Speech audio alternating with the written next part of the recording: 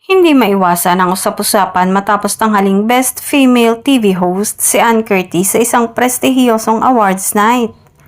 Bagamat maraming natuwa at nagpabot ng pagbati sa actress TV host, may ilan ding netizens ang naghayag ng kanilang opinyon na mas deserving umano ang ibang nominado gaya ni Kim Chiu, Karil at Ami Perez. Si Ann Curtis na matagal ng bahagi ng noontime show na It's Showtime ay kilala sa kanyang natural na karisma, pagiging totoo sa harap ng kamera at kakayahang makipagsabayan sa kanyang mga co-host. Sa loob ng maraming taon, pinatunayan niya ang kanyang dedikasyon sa hosting sa pamamagitan ng consistent na presensya at magandang samahan nila ng kanyang mga kasama sa programa. Gayunpaman, may ilang tagahanga nagsabing kapuri-puri din ang performance ni Kim at Karil na kapwa-aktibong host sa parehong programa.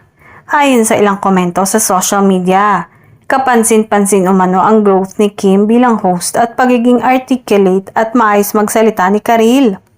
Hindi rin naiwasang mabanggit si Ami Perez na matagal ng batikang host at hinahangaan dahil sa kanyang professionalism at husay sa pagdadala ng live television. Para sa ilan, ang kanyang karanasan at consistency ay sapat na upang siya ang tanghaling panalo.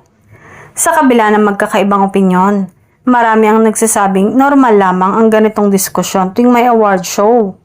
Paalala ng ilang netizens, subjective ang pagbibigay ng parangal at nakabatay ito sa pamantayan ng organisasyon at judges.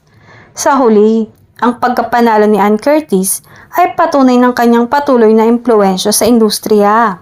Ano man ang opinyon ng publiko, nananatiling mahalaga ang respeto sa bawat artistang nagbibigay saya at inspirasyon sa mga manonood araw-araw.